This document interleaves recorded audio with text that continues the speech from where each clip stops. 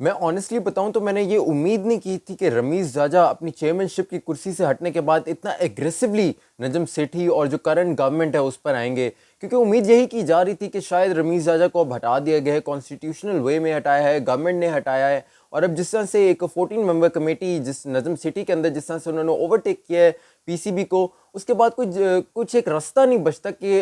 रमीज़ राजा किस तरह से फाइट आउट करेंगे अपने जो उनका स्टांस है, जो उनका उनके साथ उनके बकौल जो इनजस्टिस हुई है उनको उसके खिलाफ किस तरह जो है मुकाबला करेंगे। लेकिन जिस तरह से एक ही दिन में उन्होंने 2 इंटरव्यूज़ दिए हैं, एक तो अपने यूट्यूब चैनल पर इंटरव्यू दिया और फिर दूसरा उन्होंने एक प्राइवेट चैनल पर इंटरव्यू दिया, और दोनों में ही जो है वो एग्रेसिव मोड के साथ रमीज़ राजा नजर आए हैं। उन्होंने क्लियरली कहा है कि ये पीसीबी जो है वो क्रिकेटर्स के लिए ही बना है, क्रिकेटर्स जिसकी रौनक है और क्रिकेटर्स को ही इस पे जो है वो हक हासिल होना चाहिए कि वो आकर इसमें एडमिनिस्ट्रेटिव रोल जो है वो अपना अदा करें। लेकिन जिस तरह से गवर्नमेंट ने एक नेपोटिज्म का जो है वो एक दिखाया है, एग्जाम्पल करके दिखाई है कि एक सिर्फ एक बंदे को अकोमोडेट करने के लिए, नजम सिटी को अकोमोडेट करने के लिए उन्होंने पूरा एक आइन तब्दील कर दिया, कॉन्स्टिट्यूशन तब्दील कर दिया, और फिर उसके बाद एक क्रिकेटर को, जो टेस्ट क्रिकेटर है, उसको निकाल कर जो है वो नजम सेठी को लगा दिया गया। फिर उन्होंने ये भी कहा कि मैंने जितने भी प्रोजेक्ट्स किए हैं, जो मैंने लगाए हैं, जो पीसीबी में किए हैं, वो अगर हटा दिए गए तो इससे बड़ा डिजास्टर नहीं होगा। और उन्होंने जो सरे फहरिस्त जो रखा था प्रोजेक्ट वो था पीएचएल का, क्योंकि जो पाकिस्तान जूनियर लीग है उसके बारे में यही खबर आ रही है कि जो करंट 14 मेंबर मैनेजमेंट कमेटी है अंदर नजम सेठी, उसने यही फैसला करना है कि पीजीएल को जो है वो ख़त्म कर देना है। तो उन्होंने बात ये भी की अपने कुछ एक जो उन्होंने माइलस्टोन अचीव किया, उन्होंने ये कहा कि मैंने 1 साल के अंदर 5 अरब रुपए जो है वो पीसीबी को कमा के दिए हैं, पीएसएल को मुकम्मल तौर पे पाकिस्तान में लेकर आया हूँ, न्यूजीलैंड और इंग्लैंड की जो एक अचीवमेंट थी उनको पाकिस्तान में खिलाना, ऑस्ट्रेलिया का भी ऑब्वियसली, तो उनको मैंने जो है वो पाकिस्तान में ला कर खिलाया उनसे, बल्कि उल्टा जो है पैसा भी वसूल किया कि जो उन्होंने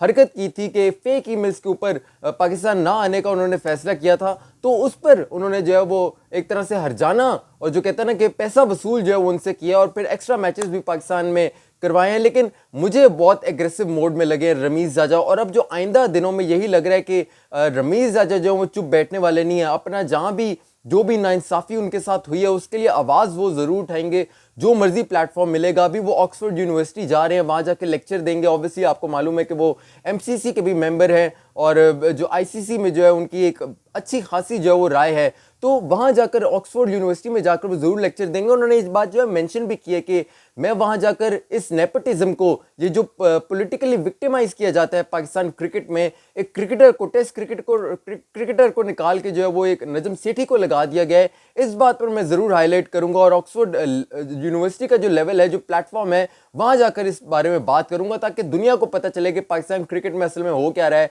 और जो मेरी अब ऑब्जर्वेशन है वो ये है कि जब भी मौका मिलेगा तो रमीज़ राजा चुप बैठने वाले हैं नहीं, वो अब हर प्लेटफॉर्म में बोलेंगे। और रमीज़ स्पीक्स जो उनका यूट्यूब चैनल है उसके हवाले से तो उन्होंने वैसे भी बात कर ली, उन्होंने कह दिया कि आप जो क्रिकेट फैंस हैं और इस प्लेटफॉर्म के ज़रिए मैं अब बात करूंगा और अपनी जो आवाज़ है वो मैं कन्वे करूंगा, क्योंकि नजम सेठी ने जहां कहा है कि जो कमेंट्री है हम ज़रूर इस पर जो है वो वेलकम करेंगे, रमीज़ राजा को बिल्कुल नहीं रोकेंगे। लेकिन रमीज़ राजा ने ये खुद कहा है कि मुझे मालूम है कि नजम सेठी ने जो है मुझे पाकिस्तान क्रिकेट के दौरान, पाकिस्तान की जो सीरीज़ होगी उसके दौरान मुझे कमेंट्री नहीं करने देनी, तो अब ये जो प्लेटफॉर्म है मैं इसी प्लेटफॉर्म के ज़रिए बात करूंगा। और देखिए मैं थोड़ा सा आगे अब जाकर सोचना चाहूँगा, आपके सामने सिनेरियो रखना चाहूँगा कि अगर इमरान खान की गवर्नमेंट दोबारा आ गई जो इसी साल इलेक्शंस हैं, तो मुझे तो ये लग रहा है कि नजम सेठी की जो कॉन्स्टिट्यूशन जो एक रिवाइव किया है पिछले वाला 2014 का, इसको दोबारा हटाकर 2019 का कॉन्स्टिट्यूशन इमरान खान अगर आते हैं गवर्नमेंट में तो आ जाएगा, और फिर मौका नहीं छोड़ेंगे वो नजम सेठी को हटाने का।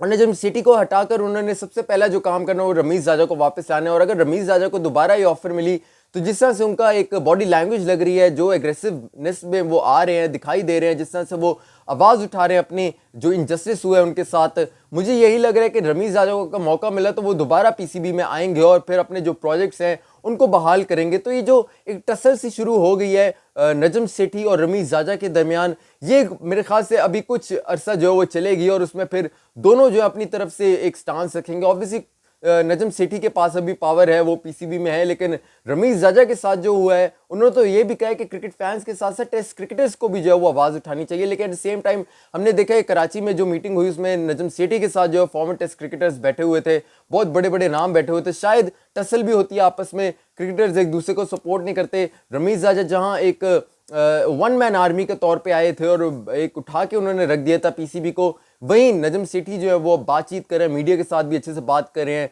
फॉर्मर क्रिकेटर्स के साथ भी बात कर रहे हैं और मैनेजमेंट कमेटी के साथ 14 मेंबर मैनेजमेंट कमेटी के साथ वो आए हैं। तो ये जो टाकरा है ना नजम सेठी और रमीज जाजा का, ये आइंदा दिनों में जो है वो देखने लायक होगा। आप मुझे बताएं कि आपका क्या ख्याल है कि रमीज जाजा क्या चुप बैठेंगे या फिर इसी तरह अपनी जो नाइंसाफ़ी उनके साथ हुई उसके हवाले से आवाज़ उठाएंगे? अपना बहुत सारा ख्याल रखिएगा। अरफा फिरोज़ को इजाज़त दीजिए, अल्लाह हाफिज़।